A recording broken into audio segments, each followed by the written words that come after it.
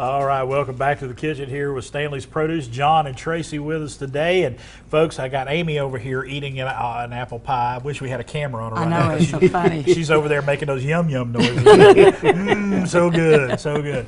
I had a little bite here. I still got a little bite here. I'm saving that for later. But you got, these are just a favorite. Yes. I mean, when you go to the Apple Festival, folks, I think go there for two things, okay? Yes. They go there looking for apples. Of course. And then the next thing on their list is a good fried apple pie. Yeah. And y'all are providing a service here. Oh, yes. Oh, yes, definitely. And, of course, like there's Amy. There she is. Oh, little surprise, yeah. We got caught. Oh, my goodness. I love it. Yes. Thanks to Dave McAvoy and David back there in the booth. That's we appreciate it. But she's enjoying that pie. And that's the thing you all like to see. You love to see folks come up and buy 2, 3, a couple of dozen, whatever. Yes, we have lots of people that buy several. We have one man that comes every year. He buys 60 every year, and he'll put them in his freezer, and he tells me how many he has left when he comes to buy the next 60.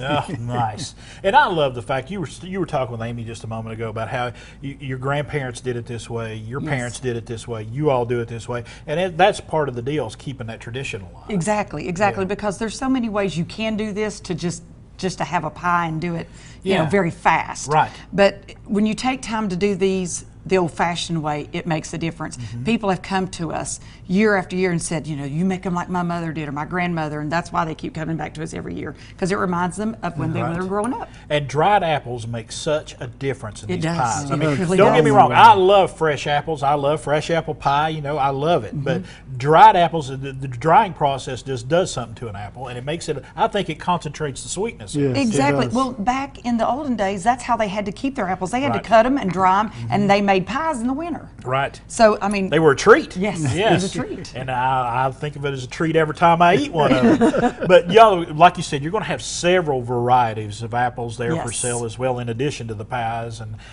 you were talking too about apple dumplings. Yes. Talk to us.